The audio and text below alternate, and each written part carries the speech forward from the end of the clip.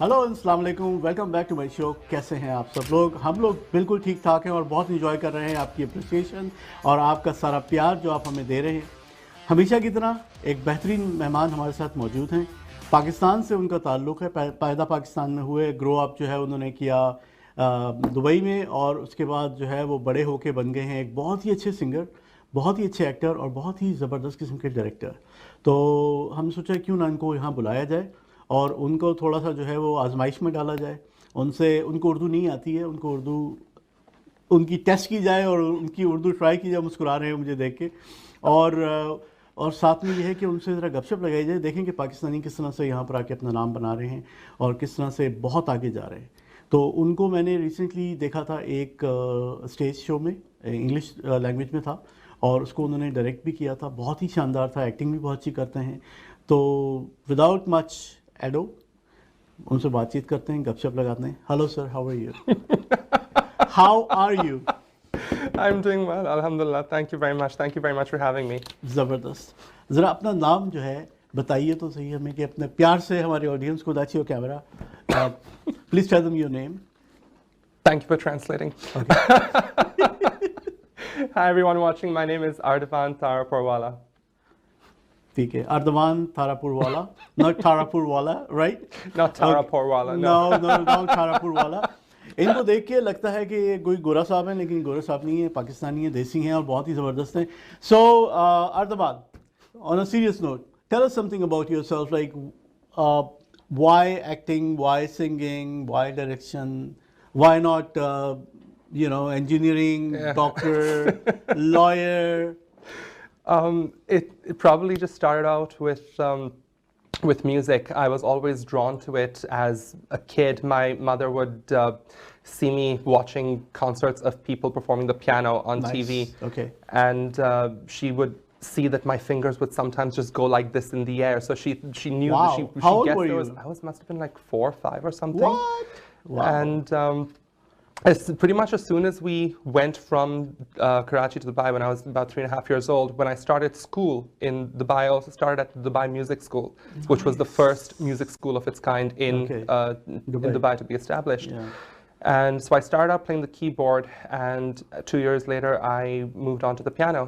And I spent pretty much my entire life growing up playing the piano. Yeah.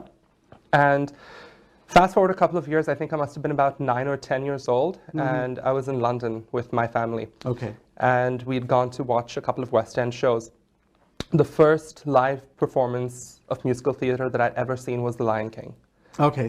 And just watching what happened on stage. I don't know if you've ever seen the show, but like I have actually. In the US. Exactly. So you know how they bring those animals on stage, like ever since that Amazing. moment Yeah. and until curtain down, I was just completely mesmerized by what I saw. And my dad, I remember, had actually asked me, this is while we were waiting for the show to start, you know, have you ever considered what you want to do with life? And I'd never really considered, you know, a life as a musician seriously. It was just a hobby for me at that point. But when the curtain came down for intermission, I looked at my dad and I was like, that is what I want to do in life. Wow. And I was about 10 years old at the time, and I have not changed my mind since.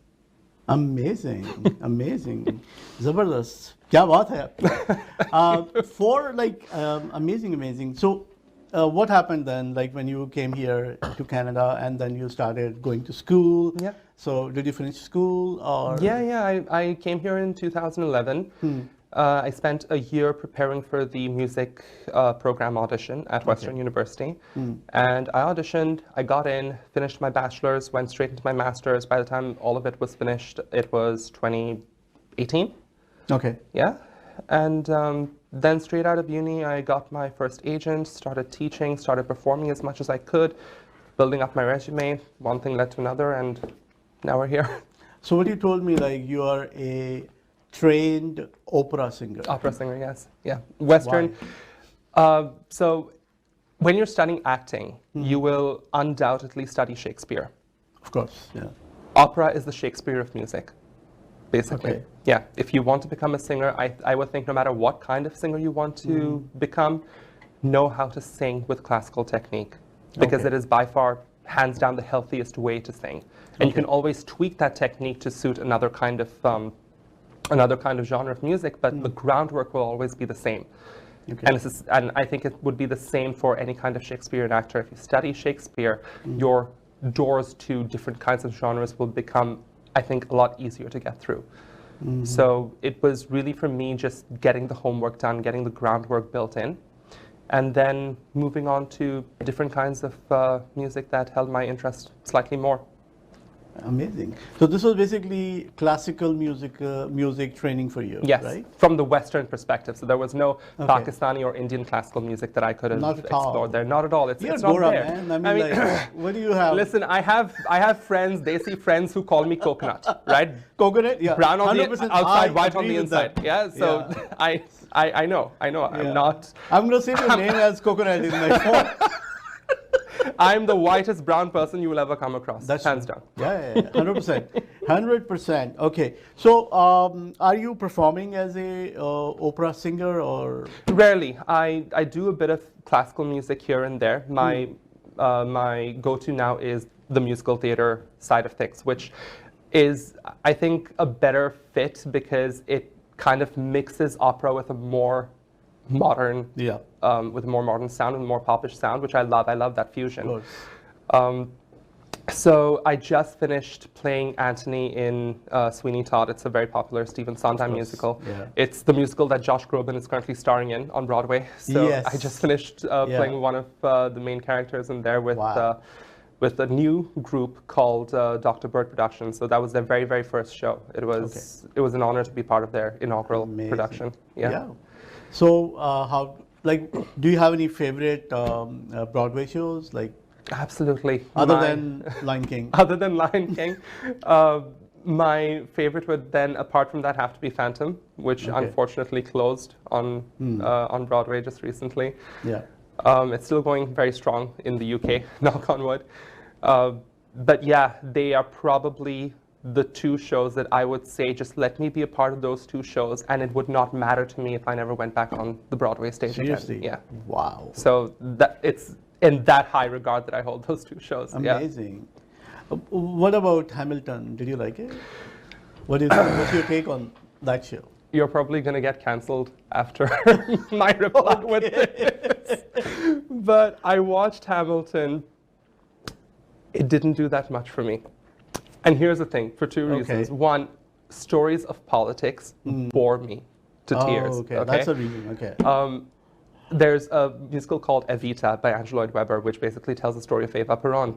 I've never watched a live stage show. I've only ever watched the movie version with Madonna and Antonio Banderas. I kept falling asleep through it. I had to watch and rewatch 4 times before I finally finished the movie. And it's, what, a 2-hour, 20-minute movie? Yeah. Okay. The music is beautiful, but the story just doesn't hold my interest. And, you know, everyone was saying, Hamilton, Hamilton, Hamilton. I'm like, okay, fine, let me just go watch it. The singing was spot on. The dancing was unbelievably tight. It looked really, really good. But I'm like, guys, this is history all over again. I have no interest in this. I'm sorry. No, that's understandable. I love that show or whatever. Like, it was amazing. Yeah. Yeah. So I've heard. I mean, but that's your choice, right? Right? So you don't like politics, that's fine. I've heard people who say Phantom of the Opera is overrated, and I want to slap the stupid out of them. But like, here we are, right? So it is all personal choice, and that's totally fine. So what are you planning? Like, are we going to see you on TV, in films? What's going to happen? I have just broken into the film industry. It may have just been, you know, a crack in the door, but I finally, you know, made my mark on it somehow. 2023 was, alhamdulillah, very blessed year in that regard. I made my film debut after 4 weeks of auditioning for films. Like, ever since I got out of university, I wasn't just auditioning for, you know, stage shows and musicals. I was auditioning for everything that I could. And finally, someone said, yes, we want you in our film. Amazing. And it was like, I may have had maybe 5 or 6 lines throughout the film. Yeah. But, you know, it's a start. And there are so many actors who start out with just 1 or 2 lines in a film and then go on to bigger and better things, right? But it was, it's such a weight off of your shoulders to know that you've finally broken through that wall that you've been trying to break through for years and years and years. Yeah. So, yeah, the full-length film was a film called Switched at Death. A hilarious script. It was actually written by a stand-up comedian who had a very lucrative career in the States for about 30, 40 years or something like that. Okay.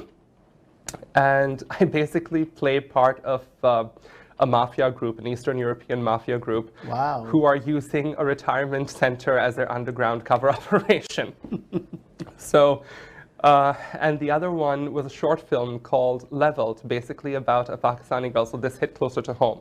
Okay. A Pakistani girl trying to juggle her dreams of being a ballerina and, you know, family expectations and a cancer-stricken mother and, you know, what the family expects, what her society expects, what her culture expects. Society, aunties. Exactly, yes, the Exactly, aunties were right? there in the film saying, what are you wearing, stop wasting your time, blah, blah, blah. Yeah. And Find a good boy, get married. exactly, yeah, find a good boy, get married. You know, as Desis, we all know the story. Yeah.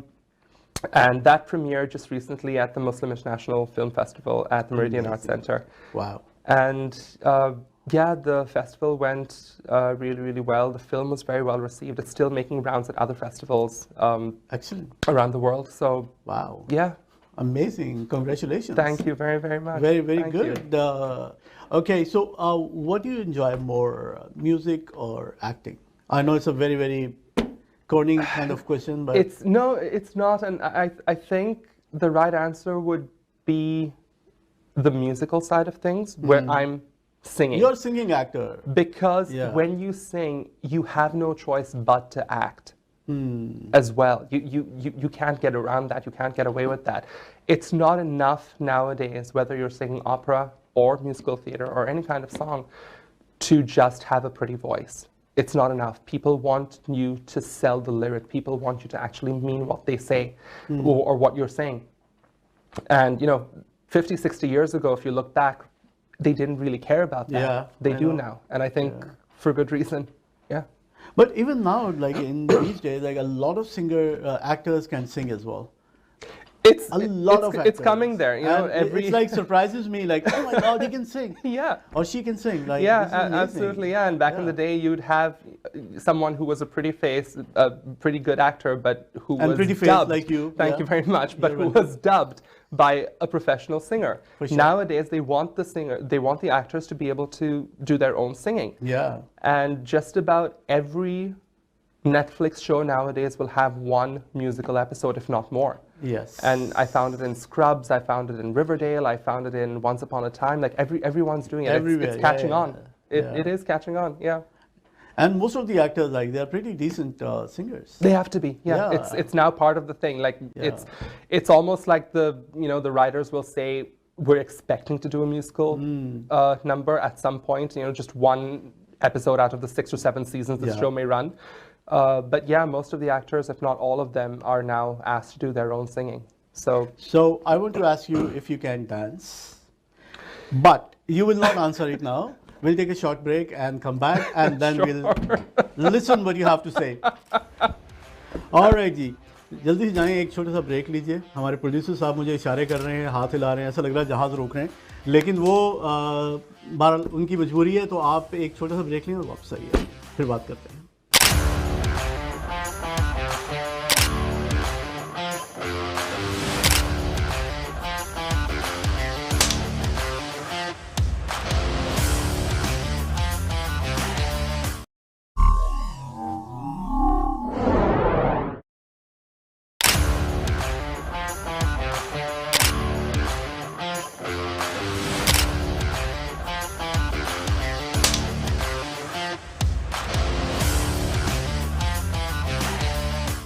Welcome back. मालूम करते हैं कि Pappu can dance साला या not. तो yes Pappu, अब आप हमें जवाब दे सकते हैं कि आप डांस करते हैं या नहीं करते हैं. You do not ever want to see me dance. You would rather stick forks in your eyes. Really? Yes. Yes. It's that bad? It's that bad. Okay. Yeah. I can, you know, if someone has choreographed a routine, if it doesn't involve splits or anything, then yeah, I can pick it up. But I'm not going to be auditioning for Cats anytime soon. It's not happening. Please don't. Ever. No. It's a really bad show. It's a career-ending show or The project. movie was Especially- career-ending. The show is So it's beautiful. good. I haven't seen that show. Then how are you? I have seen the movie.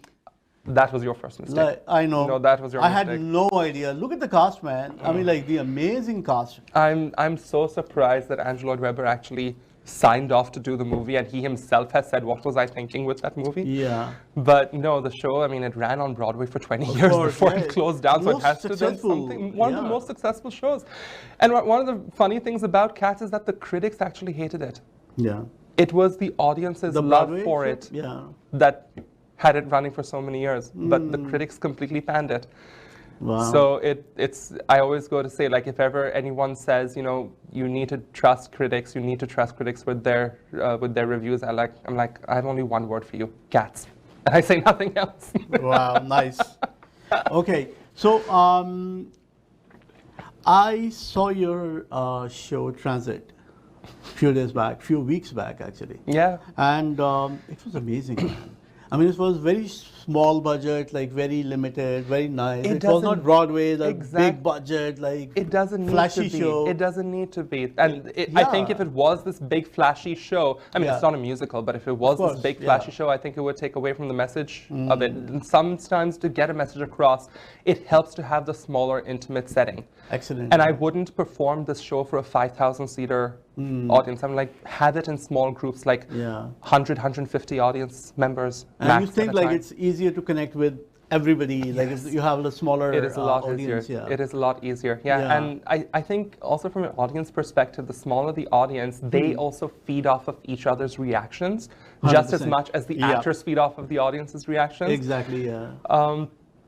And after, like, you watched it for the Toronto Fringe Festival this That's year. correct. Yeah. Just a few weeks ago, we took the show to Kitchener. Yeah, I know. about And that. we did Yeah. it there.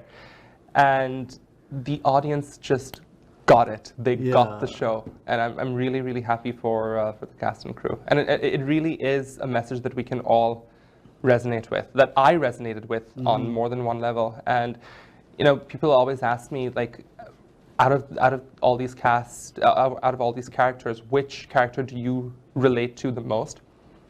I'm like, it's Frank. It's the guy who, unfortunately, had the slur burst out of his mouth. Yes. Yeah. Well, not the slur, but he says "goddamn foreigners," I know. referring to me and my sister, my stage sister.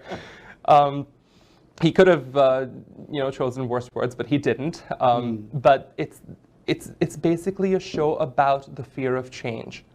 Right. Which is a very natural thing to go Yeah, through. that's the I think bottom line, yeah. with which everyone at some point in time goes through it. I've gone through it.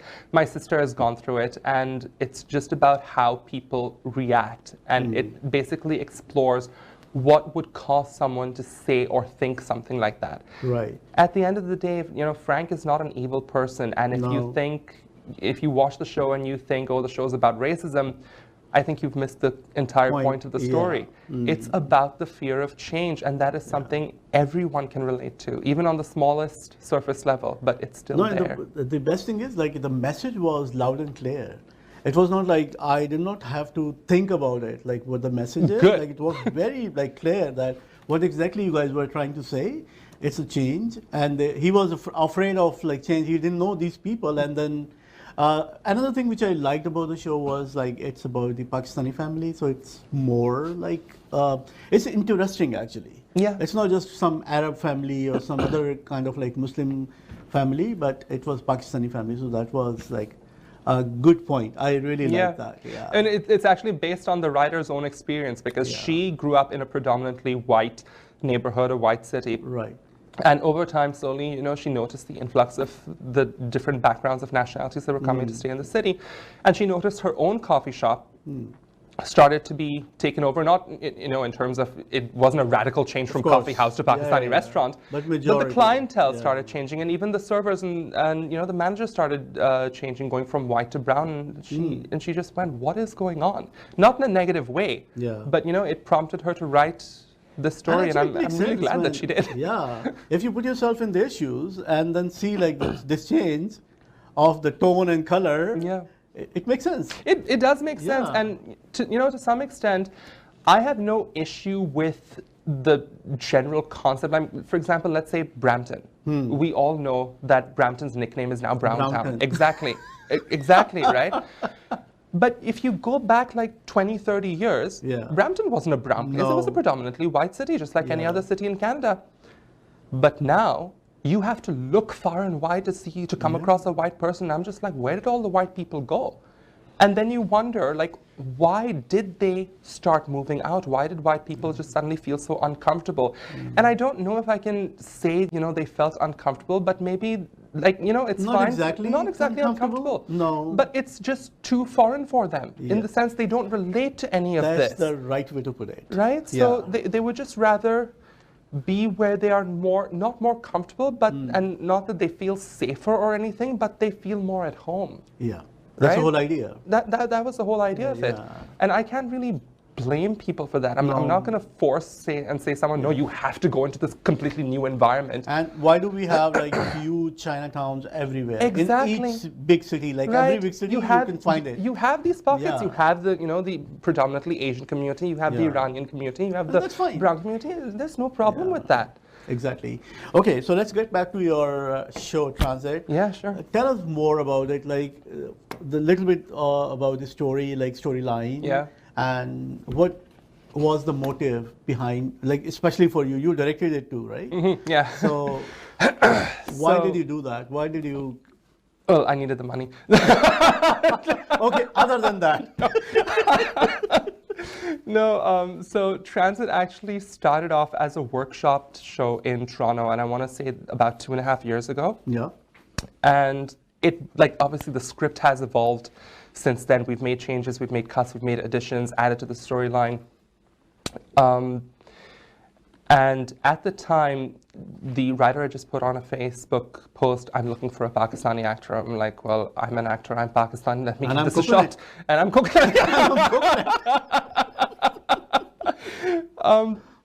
So I answered the audition call. I auditioned about 15 minutes with them on Zoom. Yeah. And one thing led to another, and I was cast as Muhammad. And that was actually the first time that I met Zara. She was with the show since then. Okay. And so we took the show we workshopped it in Toronto, then we took it to Guelph, then brought it back to Toronto for the Toronto Fringe, and then took it to Kitchener. So over 2.5 years or so, it's made like 4 different productions. Wow. Over with different cast or? Here's the thing. Same cast. Yeah. I'm the only one who has been with the show since the beginning. The only one. So I'm the only one who's been doing it 4 times in the same role. Wow. Zara was there for the original Toronto run, for the Toronto workshop. And then she came back for the Toronto Fringe and did it again in Kitchener. Yeah. Frank and Ernie have been played 3 times now by the same 2 actors. Yeah. Peter Nelson and Robert, both brilliant actors in their own. I love the cast, man. I mean, they were so amazing. I think even like in person. I think this was the cast that you saw in Toronto was pretty much, I think, the best group that we've had. Yeah, that's what I thought. Okay. And not to say that other actors didn't put their own spin or were less, but these guys, I think, actually got their characters. Yeah. And the role of Johnny was played brilliantly by Tony Babcock, who unfortunately could not reprise the role in Kitchener, even though he wanted to. He had some family issues that he needed to take care of. Oh, okay.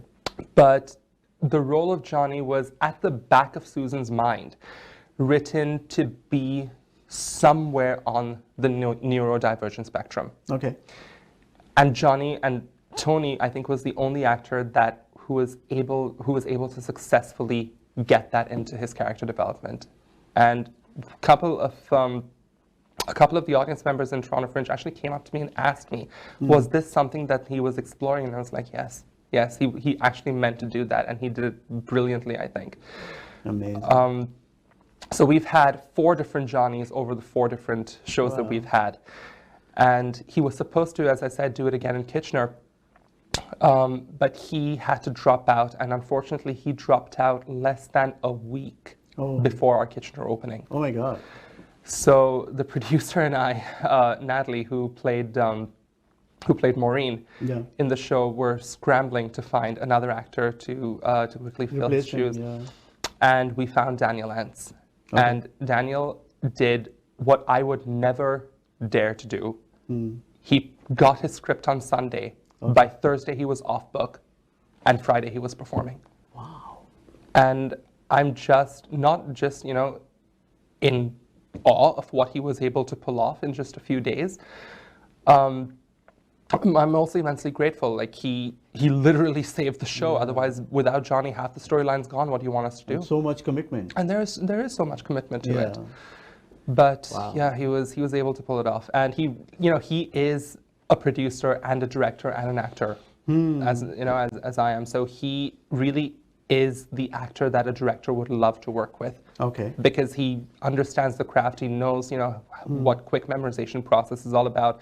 He can understand and find character developments like that. And he really did. Amazing. He really did. So Wow. hats off to Daniel. Yeah. So when you work with any actor, like, do you ask them to give you some options, like how they perceive their character? Yeah, so we like, send let's them, do it this way and then make some changes and try something else. Yeah, absolutely. And every show is different. Sometimes the show will send you the entire script to see whether they like the show, they like the script first of all. Okay. Or some of them will just give you sides. Like, in my experience, I've never really been sent the entire script before. I've only been sent parts of it or parts that are relevant to the audition. Yeah. But I think Daniel was sent the entire script. Okay. But we talked about, the character. I gave him a little bit about the character. I didn't mention anything about the neurodivergence at first. But I told him, look, this is what's happening. This is what he's going through. This is what he's feeling right now. So play around with these lines and see what you can do for me. Yeah. What sticks? And he did it. Okay. Amazing. He did it. Amazing. Okay. You just mentioned the money part, like jokingly, of course. So I'm thinking, before we say goodbyes to our audience and wrap up this show, what do you think, like, if anybody else, a brown person, let's say, because our viewers are brown, most of them, and coconuts too. So if they want to, take up acting as a career, you think there's a chance they can survive, like they can support their family, they can make enough money and become successful? In Canada, as it stands, I'm going to say probably no. Yeah. And it's hard enough maintaining, a position as a full-time actor if you're white. Okay. If you're brown, it's even more difficult. Your options are limited. The options are limited. And it's not, again, I'm not going to say it's a, racism No, issue. They're no, not no, hiring brown actors, but no one in their right mind is going to believe that a white person is named Pratibha, for example, right? So Not Pratibha, Paritibha. exactly, right? Okay. So the stories about people who look like us need to be increased. The writers need to be increased. Okay. So what I have noticed, like, in the last 4 or 5 years, and mostly, like, Canadian actors are working in Hollywood, right? Right. Some of them. Most of them. Like, if you look at the Hollywood actors list of Hollywood actors, a lot of them are from a few are Canada. Canadian, yeah. Maybe like 40%, 35% are Sure, Canadians, yeah. right? So, and I have noticed another thing, that now not every brown person has to be a terrorist. And it doesn't have to, his name doesn't have to be Muhammad or Ahmad or anything else, right? Look, any Muslim name. So I have seen like Sam, Liam, and all those names. So I think, like, the market is opening up for brown people. The marketing is definitely opening up, but at the same time, just because you get, for example, one big name role for yourself, it doesn't necessarily open up for everyone. Open up for everyone. Open Yeah. up everyone's doors, right? For example, he's a Canadian actor, the one who played Aladdin for Disney. Yeah. Mena Massoud. Yeah. I He's believe Canadian. he's Canadian. I think Canadian Lebanese. Yeah. No, Egyptian. Or Egyptian, yeah. And, even in past interviews, he said, after Aladdin, what have I done? Right? So it's not, we have to, again, break out of the mindset that just because you've cracked open the door and made one successful film, it doesn't mean, offers are just going to be pouring left, right, and center. It was that way 50 years ago. Yeah. It's not that way anymore. But I think the funny thing about this particular example is they have not announced Aladdin 2 as well. So there is something wrong with something somewhere. I don't know what. Of course, like the Yeah. system is flawed. Like The system is flawed. If you look at like Kumail Nanjiani, he's doing tons of roles, and he's not playing South Asian in every character. He's playing a lot of like different characters. Priyanka Chopra, she's not always from Bombay, or she's not always from India. She's doing roles like which have nothing to do with South Asia. Yeah. So I think So she's just playing a woman of color, someone who happens to Yeah. be a woman of color. and she could be from anywhere, and her And she name could from be anywhere. anything. Yeah, and her name could be Yeah. anything. And that, I think, is the kind of attitude that we need to see, you know, if 100%. we want to see Yeah. more people of color So on. do you see the light at the end of the tunnel? Yeah. Little bit? There is something. It Okay. may be small, and it, you know, it may need to grow at Yeah. a faster rate, but at least it's there. Okay. And it wasn't there a couple of years ago, All right. right? So we should, I think, to I some wanted to extent- end this show Yeah. on a positive note. Please. I'm sorry, but the discussion we are having here is very gloomy. Yeah. So let's say something positive and then wrap up this show. Do you want to say anything, any message to your viewers, your No, fans, and to be fans, and to be fans? Do you want to say anything to them at all? The world is changing. Yeah. You don't have to be, like, especially if you know you're from the Desi household, Yeah. you don't have to be a doctor, lawyer, or an engineer anymore. Good message. You can, you know, follow your dreams of becoming a writer or an artist or a singer or an actor. Yeah. It's not easy. No, it's not. But as I said, I would rather struggle every day towards something that I love, that I'm Yeah. truly passionate for, than have a comfortable, money-making, absolutely useless life. Yeah. Living in a mansion, lying down next to the pool, It was enjoying your wine or coffee, whatever you prefer. it was part of the, you know, part of the dream 20-ish years ago when I was Yeah. thinking about this, but it's not now. Like, it doesn't matter to me anymore. I think it's a beautiful message. On a serious note, Thank you. Thank you very much. Thank for you being very on much this for show having and you know me. making an effort. And We finally did it. we finally did it. Oh, cancellation after cancellation. I know. Life happens, right? Life happens, yeah. All right. Thank you so very much. Thank you very And much. Well, I wish shukriya. you all the best. I want to Thank see you. you on big screen now. And, Inshallah, Yeah. inshallah. So I'm really looking forward to that. You have so much talent. You're a singer, you're an actor, Thank you. you're a very sensible, very sensitive director. You're amazing. And Thank you you. look white. So on this note, thank you very much for watching this show. Everybody बहुत बहुत शुक्रिया आप लोगों का देखने का show, और इसी तरह पसंद करते रहिए और अपने कमेंट से बताते रहिए कि आपको क्या अच्छा लगा और क्या अच्छा नहीं लगा। उम्मीद है कि आज के हमारे बहुत ही इंटरेस्टिंग किस्म के जो हमारे गेस्ट थे उनके साथ मिलकर भी आपको बहुत मज़ा आया होगा। अपना ख्याल रखें, अपने आसपास के लोगों का ख्याल रखिए। टेक केयर, अल्लाह हाफ़िज़।